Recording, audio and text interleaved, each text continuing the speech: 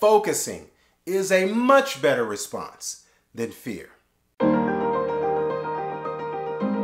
Grace and peace, everybody. Welcome to Sabbath School Study Group. My name is Chris Bailey. We're wrapping up this 5-part series, taking a look at managing in tough times. Putting God first, which is kind of ironic because this is the last study of the series, is exactly the final principle that we want to make sure we remember.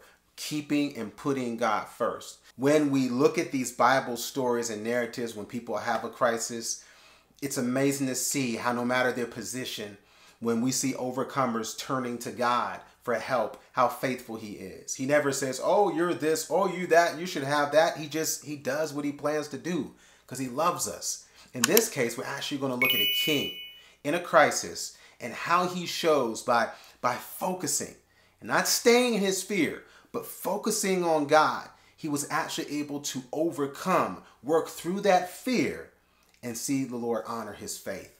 It starts in 2 Chronicles 20 verse 2, where it says, there came some that told Jehoshaphat, this is the king, there cometh a great multitude against thee from beyond the sea on this side Syria. And behold, they be in Hazazontamar, which is En Gedi. And Jehoshaphat feared and set himself to seek the Lord, and proclaimed a fast throughout all Judah.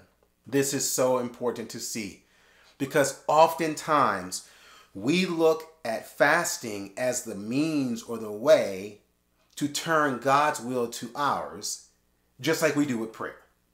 We can mistake and misuse prayer to think that prayer is about changing God, but in actuality, prayer is about changing us.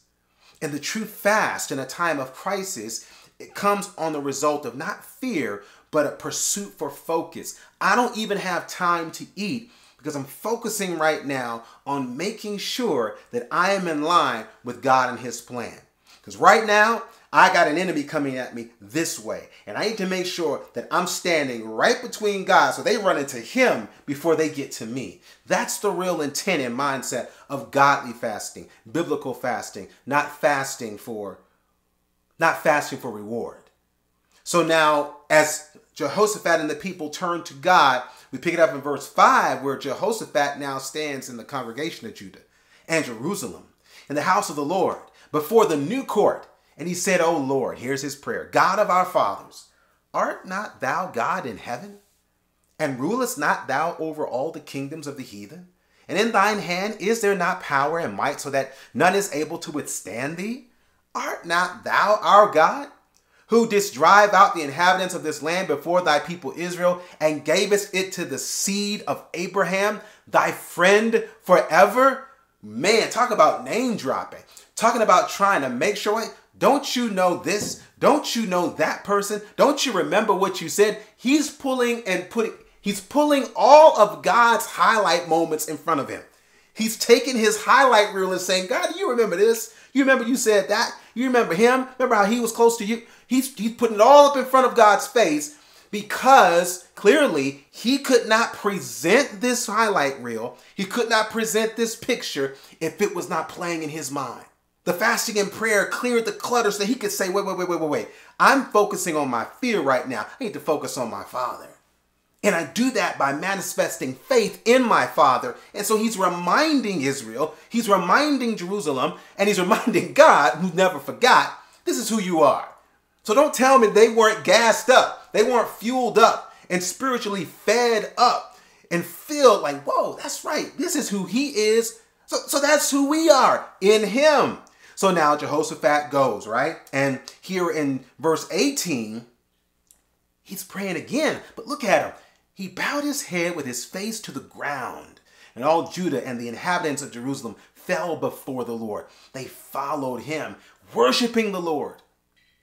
Verse 19, and the Levites of the children of the Kohathites and of the children of the Korhites stood up to praise the Lord God of Israel with a loud voice on high. And they rose early in the morning and went forth into the wilderness of Tekoa. And as they went forth, Jehoshaphat stood and said, hear me, O Judah, and ye inhabitants of Jerusalem. Believe in the Lord your God. Focus. So shall ye be established. Believe his prophets. So shall ye prosper.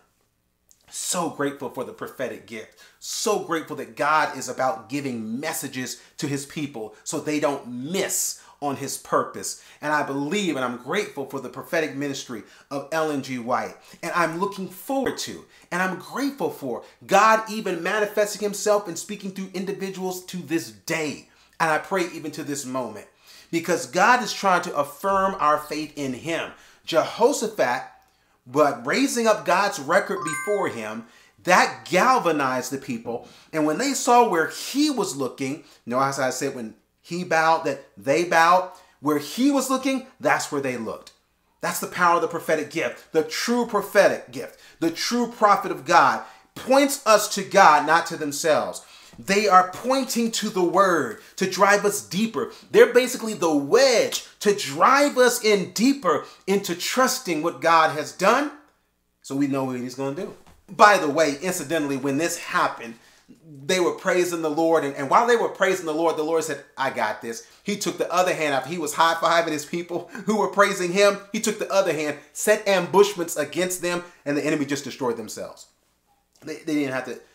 Brothers and sisters, this is the kind of God that we had back in 2 Chronicles. And just because the time or the circumstances or the situation may seem deeper, it's not deeper than God.